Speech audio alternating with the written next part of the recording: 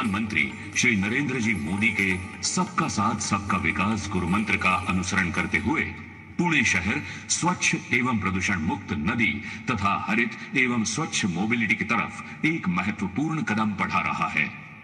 मुला मुठा नदी के प्रदूषण उपशमन परियोजना का शिलान्यास। भारत सरकार की प्राथमिकता सूची में जल संवर्धन ये उच्च प्राथमिकता पर रखा गया है और इसी प्राथमिकता के फलस्वरूप स्थापित की गई है एनआरसीपी यानी राष्ट्रीय नदी संवर्धन योजना। फैलता भौगोलिक विस्तार एवं बढ़ती लोक संख्या के चलते सीवेज उत्पादन में बढ़ोतरी होना स्वाभाविक है, जिसके लिए मुला मुठा के न्यूनीकरण क्षेत्र में 396 दशलक्ष लीटर प्रतिदिन क्षमता के 11 सीवेज प्रकल्प एवं 55 किलोमीटर लंबी सीवेज वाहक पाइपलाइन प्रस्तावित की गई है। इस परियोजना के लिए भारत सरकार ने जापान इंटरनेशनल कोऑपरेशन एजेंसी जायका से 990.26 करोड़ रुपए का ऋण प्राप्त किया है। इस योजना का मुख्य हेतु है मुला मुठा नदी के जल और उसकी जैविक संपदा का संरक्षण करना तथा जल शुद्धिकरण के लिए आवश्यक सीवेज एकत्रीकरण प्रणाली को सीवेज प्रक्रिया प्रकल्प से जोड़ना। हमारे देश के परम वंदनीय एवं दूरदर्शी प्रधानमंत्री श्री नरेंद्र जी मोदी के शुभ हाथों से मुला मुठा नदी के प्रदूषण उपशमन परियोजना के पथदर्शक प्रकल्प का शिलान्यास किया जा रहा है। मुला मुठा नदी पुनरुज्जीवन प्रकल्प का शिलान्यास। पुणे महानगर पालिका द्वारा मुला मुठा नदी पुनरुज्जीवन प्रकल्प का नियोजन किया है। इस परियोजना का मुख्य उद्देश्य है नदी किनारे बसा रहवासी क्षेत्र बाढ़ से सुरक्षित रखना, नदी के तटवर्ती क्षेत्र पर होता अतिक्रमण रोकना, नदी में जल स्तर को बनाए रखना, नदी की ओर जाने वाले घाट और रास्तों को सुधारना और नदी के पास स्थित ऐतिहासिक इमारतों और उद्यानों को नदी के साथ जोड़ना। समूचे 44 किलोमीटर लंबे नदी पात्र के विकास के लिए 4,727 करोड़ रुपए की लागत आने का अनुमान है। इसमें से संगम पुल से मुंडवा पुल तक के 9 किलोमीटर लंबे नदी पात्र के लिए 869 करोड़ रुपए अनुमानित खर्च होगा। इस परियोजना में नदी से संलग्न और भी प्रस्तावित कार्यों का समावेश है, जैसे साइकिल ट्रैक, जॉगिंग ट्रैक, नौका विहार इत्यादि। मुला मुठा नदी के पुनरुज्जीवन का प्रकल्प पुणे के लिए निश्चित ही लाभदायी सिद्ध होगा। आदरणीय प्रधानमंत्री श्री नरेंद्र जी मोदी के कर कमलों द्वारा मुला मुठा नदी पुनरुज्जीवन प्रकल्प का शिलान्यास हो रहा है। 140 ई बस और बाणेर ई डेपो का लोकार्पण समारोह। ई बस परियोजना के लिए पुणे महानगर परिवहन महामंडल लिमिटेड को प्रति बस रुपए 50 लाख सब्सिडी 350 ई बस के लिए उपलब्ध कराई गई है। ये 70 ई बस अत्याधुनिक सुविधाओं के साथ बाणेर ई डेपो से संचालन के लिए कॉन्ट्रैक्चुअल मोड पर 35 AC/DC चार्जर्स के साथ EVEY ट्रांस प्राइवेट लिमिटेड ने विकसन करके प्रतिदिन 200 किलोमीटर परिवहन सेवा देने का नियोजन है। 150 ई बस द्वारा 2 करोड़ किलोमीटर का संचालन पूरा किया है। PMPML महाराष्ट्र में सबसे अधिक ई बस सेवा देने वाली पहली शहरी परिवहन संस्था बनके इसमें आज तक मार्च 2022 तक फेम 2 द्वारा प्राप्त होने वाली 150 ई बस को मिला के 8 ई डेपो द्वारा 650 ई बसेस शहरवासियों को उपलब्ध होंगी। पुणे एवं पिंपरी चिंचवड़ महानगर पालिकाओं के शहरवासियों के लिए प्रदूषण मुक्त, वातानुकूलित, आरामदायी तथा फायदेमंद सार्वजनिक परिवहन की सेवा देने के लिए ई बस को प्राथमिकता दर्शाई गई है। आदरणीय प्रधानमंत्री श्री नरेंद्र जी मोदी के शुभ हाथों से 140 ई बस और बाणेर ई डेपो का लोकार्पण हो रहा है। श्री R.K. लक्ष्मण कला संग्रहालय का उद्घाटन समारोह। पद्म भूषण, पद्म विभूषण और रेमन मैगसेसे जैसे पुरस्कारों से सम्मानित विश्व विख्यात व्यंग्य चित्रकार श्री R.K. लक्ष्मण जी की स्मृति को समर्पित कला गलियारे का निर्माण पुणे महानगर पालिका द्वारा बालेवाड़ी पुणे में किया गया है। लगभग 30,000 व्यंग्य चित्रों की संपदा के धनी श्री R.K. लक्ष्मण जी अपने तीखे व्यंग्य चित्रों के लिए प्रसिद्ध थे। प्रसिद्ध टीवी धारावाहिक मालगुडी डेज ने श्री लक्ष्मण को घर घर में पहुंचा दिया। इस धारावाहिक पर आधारित एक ऑडियो विजुअल मॉडल भी इस गलियारे में दिखाया जाएगा। R.K. Lakshman Museum is a vision of our Honorable Prime Minister Shri Narendra Modi ji. My family and I are indeed grateful to have been given the opportunity to showcase the journey of Lakshman in this museum. Bharat के दृष्टा प्रधानमंत्री श्री नरेंद्र जी मोदी द्वारा महान व्यंग चित्रकार Shri are के लक्ष्मण कला संग्रहालय उद्घाटन के शुभ संयोग के हम सब साक्षी हैं। माझं पुणे माझी शान, पुणे मेट्रो माझा अभिमान। सन 2016 में इस प्रकल्प का भूमि पूजन हुआ और आज उद्घाटन होने जा रहा है। इन दोनों समारोह के प्रमुख अतिथि देश के सम्माननीय प्रधानमंत्री श्री नरेंद्र मोदी जी हैं। ये हमारा सौभाग्य। कोविड जैसी वैश्विक महामारी का संकट होते हुए भी महा मेट्रो टीम दिन रात मेहनत करके प्रकल्प को पूरा करने में कामयाब हुई है और आज 12 किलोमीटर मार्ग यातायात के लिए शुरू हो रहा है। ये गर्व की बात है और बचे हुए मार्ग का काम भी 75% पूरा हुआ है। एग्रीकल्चर ग्राउंड से स्वारगेट तक का भूमिगत मार्ग का काम भी जल्द गति से हो रहा है। आज 2 मार्ग से मेट्रो सेवा शुरू हो रही है।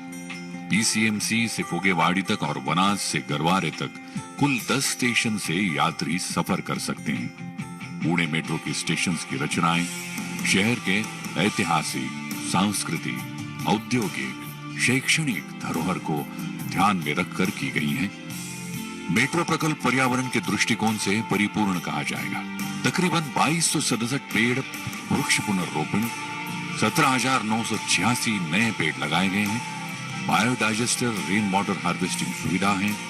3.8 लाख क्यूबिक मीट्रिक कचरे को निकालकर उसी जगह मेट्रो कार डेपो का विहंगम निर्माण और मेट्रो गतिविधियां चलाने सौर ऊर्जा का इस्तेमाल, ऐसी कई सारी विशेषताओं से प्रकल्प उभर रहा है। पुणे देश का सबसे अधिक 2 व्हीलर वाला शहर, पर अब मेट्रो सेवा आने से पोल्यूशन और ट्रैफिक जाम जैसी समस्याओं पर बड़े तौर पर राहत मिलेगी। मेट्रो के साथ लोकल ट्रांसपोर्ट को जोड़ने से मल्टी मॉडल सफर करना भी आसान होने जा रहा है। इसी वजह हर प्रकार के यात्री, सीनियर सिटीजन्स, महिलाएं, दिव्यांग, बच्चे सभी सरल और सुरक्षित सफर कर सकते हैं। 5D बीम प्रणाली के साथ साथ मेक इन इंडिया उपक्रम में देश का पहला वजन में सबसे हल्का aluminium coach Pune metro coach साबित होगा। ये बड़े गर्व की बात है। तत्कालीन प्रधान श्रद्धेय अटल बिहारी वाजपेयी जी ने दिल्ली मेट्रो के रूप में एक आधुनिक एवं विश्व स्तरीय शहरी परिवहन की नींव रखी थी। आज देश के प्रधानमंत्री श्री नरेंद्र मोदी जी के दूरदर्शी नेतृत्व में हम जन जन की आकांक्षाएं पूरी करने एवं नए और आत्मनिर्भर भारत के निर्माण के पथ पर दृढ़ संकल्प के साथ अग्रसर हैं।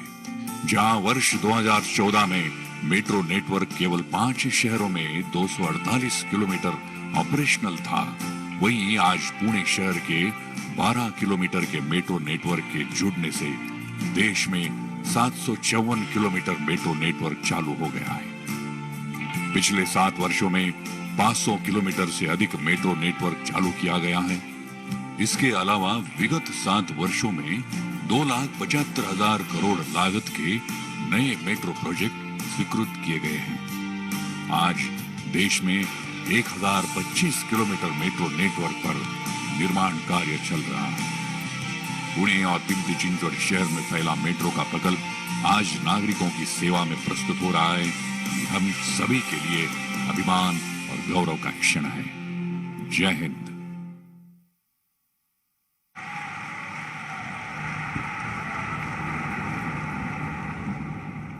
एक पुणेरी नागरिक के रूप में मैं आज गर्व से कह सकती हूँ कि यह हमारी पुणेरी जनता के अधिकारियों और हमारे नेताओं की बेमिसाल प्रतिभा का और उनके दृढ़ संकल्पों की जीत का क्षण है। इसके बाद माननीय प्रधानमंत्री जी से मैं विनम्रता पूर्वक अनुरोध करती हूँ कि वे अपने ओजस्वी विचारों से यहाँ उपस्थित जन समुदाय को मार्गदर्शन करें।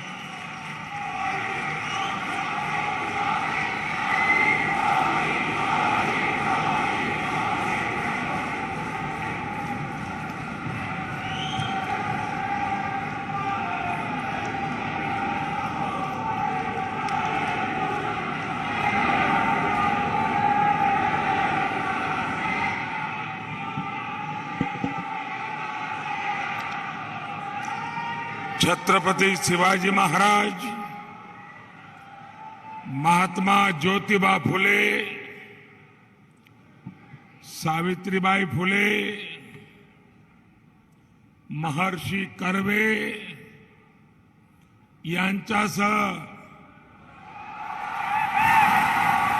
अशा अनेक प्रतिभाशाली साहित्यिक, कलाकार, समाजसेवक यांच्या वास्तव्याने पावन झालेल्या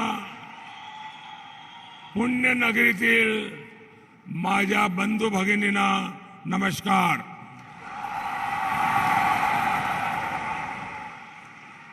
इस कार्यक्रम में उपस्थित महाराष्ट्र के गवर्नर श्रीमान भगत सिंह कोश्यारी जी, केंद्रीय मंत्रिमंडल में मेरे साथी रामदास अठावले जी, उप मुख्यमंत्री श्री अजित पवार जी, महाराष्ट्र सरकार के अन्य मंत्रीगण, पूर्व मुख्यमंत्री श्री देवेंद्र फडणवीस जी, संसद में मेरे साथी प्रकाश जावड़ेकर जी, अन्य सांसदगण, विधायकगण, पुणे के मेयर मुरलीधर मोहोल जी, पिंपरी चिंचवड़ की मेयर श्रीमती माई धोरे जी, यहां उपस्थित अन्य सभी महानुभाव, देवी और सज्जनों,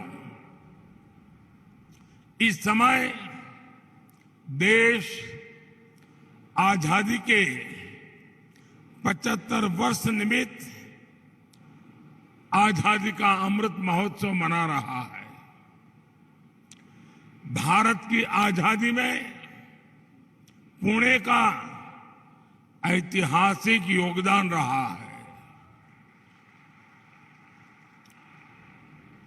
लोकमान्य तिलक, चापेकर बंधु, गोपाल गणेश अगरकर, सेनापति बापट, गोपाल कृष्ण देशमुख, आरजी भंडारकर, महादेव गोविंद रानडे जी जैसे अनेक इस धरती के सभी स्वतंत्रता सेनानियों को मैं आदरपूर्वक श्रद्धांजलि देता हूं.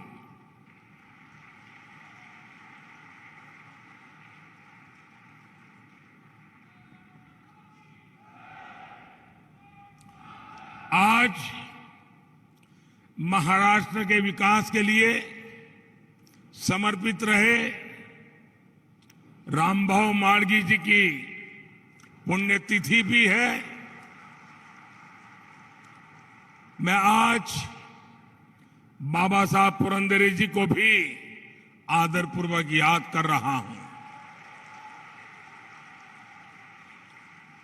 कुछ देर पहले ही मुझे छत्रपति शिवाजी महाराज की भव्य प्रतिमा का लोकार्पण करने का सौभाग्य मिला है.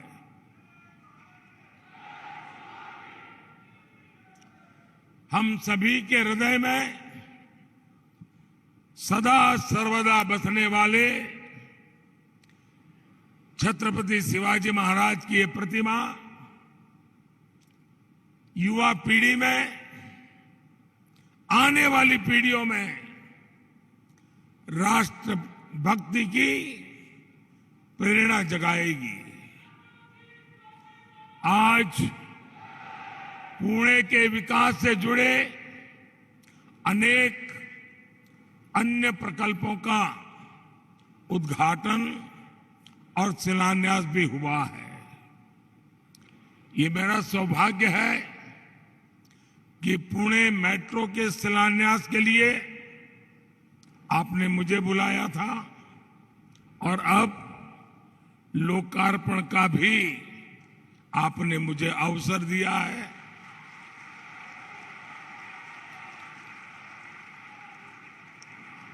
पहले शिलान्यास होते थे तो पता ही नहीं चलता था कब उद्घाटन होगा. साथियों, ये घटना इसलिए महत्वपूर्ण है कि इसमें ये संदेश भी है कि समय पर योजनाओं का पूरा किया जा सकता है। आज मूला मुठा नदी को प्रदूषण से मुक्त करने के लिए 1100 करोड़ रुपए के प्रोजेक्ट पर भी काम आरंभ हो रहा है। आज पुणे को ई बसें भी मिली है। बानेर में ई बस के डिपो का उद्घाटन हुआ है और इन सबके साथ, और मैं उषा जी को अभिनंदन देता हूं, आज पुणे के अनेक विविधता भरे जीवन में एक सुहाना तोहफा आर के लक्ष्मण जी को समर्पित एक बेहतरीन आर्ट गैलरी म्यूजियम भी पुणे को मिला है।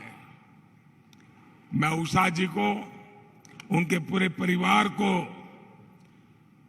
क्योंकि मैं लगातार उनके संपर्क में रहा हूं, उनका उत्सव, एक मन में लगन और काम को पूरा करने के लिए दिन रात जुटे रहना, मैं वाकई पूरे परिवार का, उषा जी का अभिनंदन करता हूं। इन सभी सेवा कार्यों के लिए मैं आज पुणे वासियों को बहुत बहुत बधाई देता हूं और साथ साथ हमारे दोनों मेयर साहिबान को, उनकी टीम को तेज गति से विकास के अनेक काम करने के लिए भी बहुत बहुत बधाई देता हूं।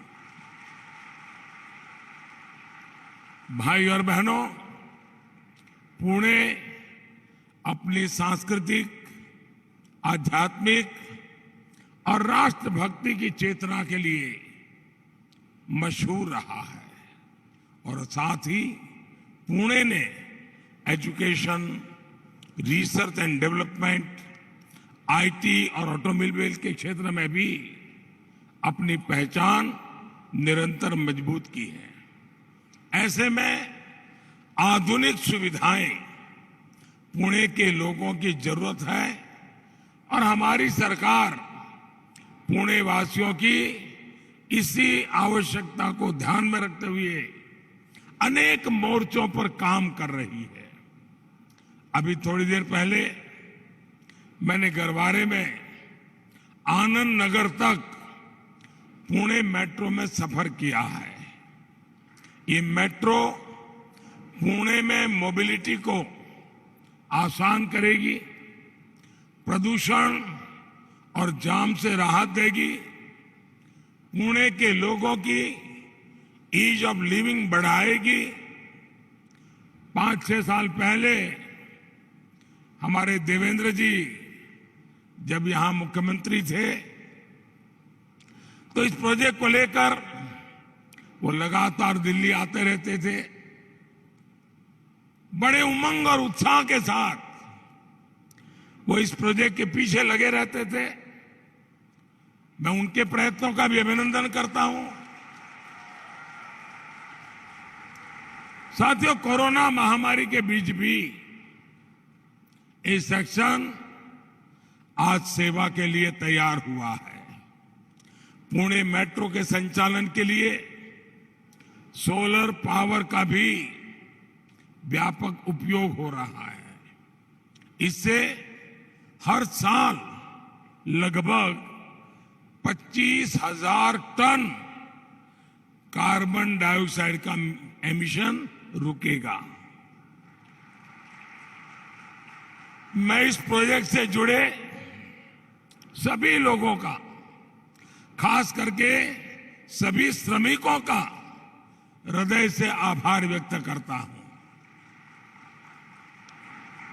आपका ये योगदान पुणे के प्रोफेशनल्स, यहाँ के स्टूडेंट्स, यहाँ के सामान्य मानवी को बहुत मदद करेगा।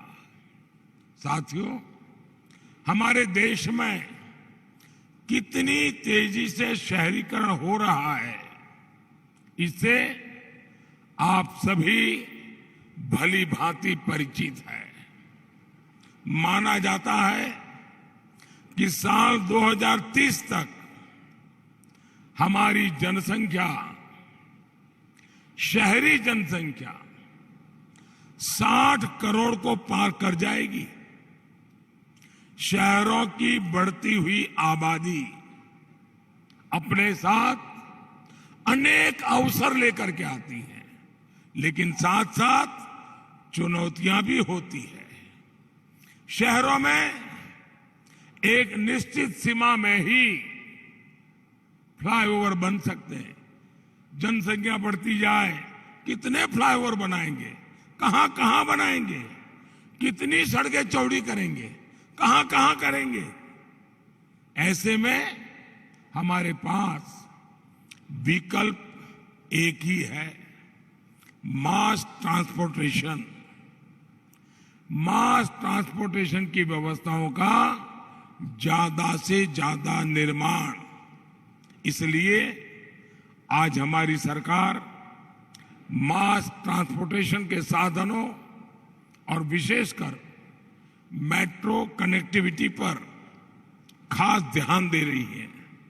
2014 तक देश के सिर्फ दिल्ली एनसीआर में ही मेट्रो का एक व्यापक विस्तार हुआ था। बाकी इक्का दुक्का शहरों में मेट्रो पहुंचनी शुरू हुई थी।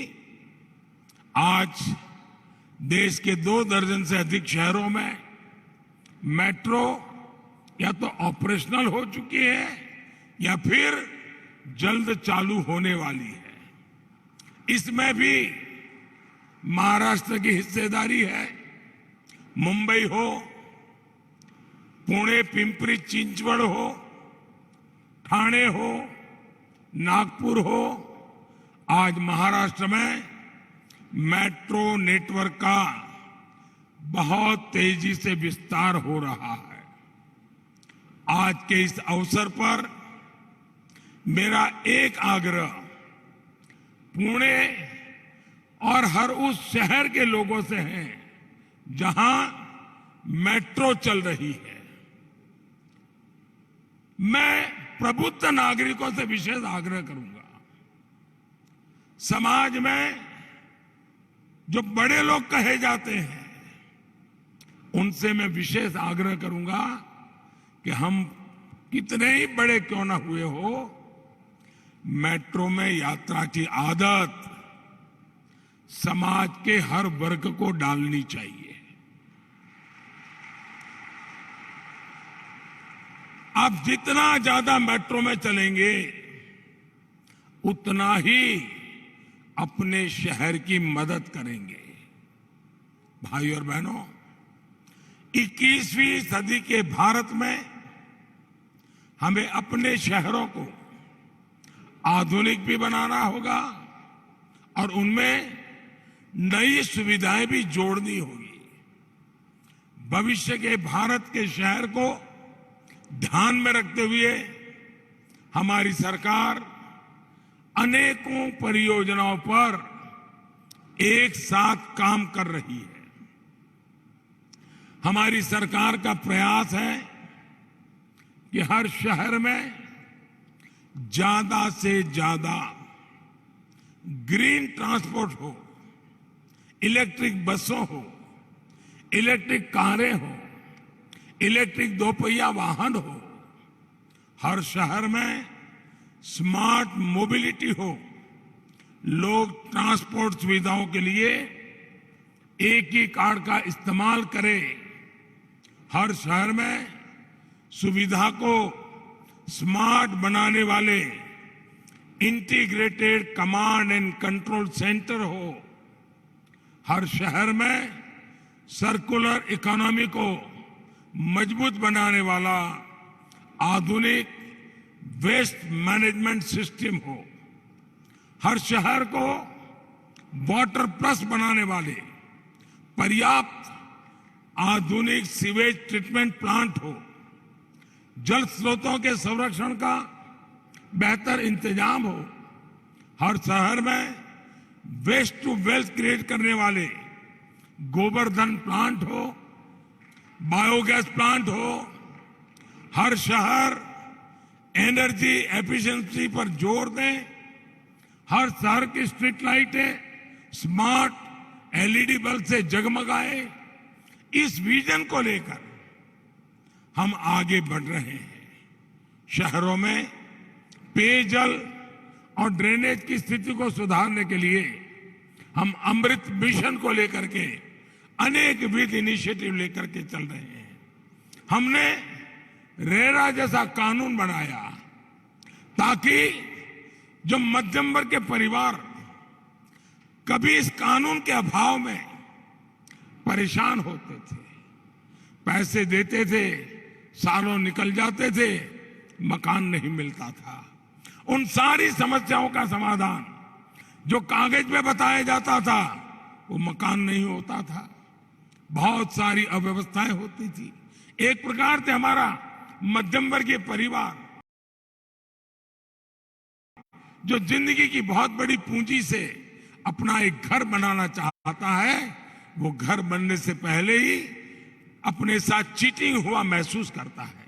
इस मध्यम वर्ग के लोगों को, घर बनाने वाली इच्छा रखने वालों को सुरक्षा देने के लिए ये रेरा का कानून बहुत बड़ा काम कर रहा है। हम शहरों में विकास की स्वस्थ प्रतिस्पर्धा भी विकसित कर रहे हैं ताकि स्वच्छता पर स्थानीय निकायों का पूरा फोकस रहे। अर्बन प्लानिंग से जुड़े इन विषयों पर साल के बजट में भी ध्यान दिया गया है। भाई और बहनों, पुणे की पहचान ग्रीन फ्यूल के सेंटर के रूप में भी सशक्त हो रही है। प्रदूषण की समस्या से मुक्ति, कच्चे तेल के लिए विदेशी निर्भरता को कम करने और किसानों की आय बढ़ाने के लिए हम इथेनॉल पर, बायोफ्यूल पर फोकस कर रहे हैं। पुणे में बड़े स्तर पर इथेनॉल ब्लेंडिंग से जुड़ी सुविधाएं स्थापित की गई है। इससे यहां आसपास के गन्ना किसानों को भी बहुत बड़ी मदद मिलने वाली है।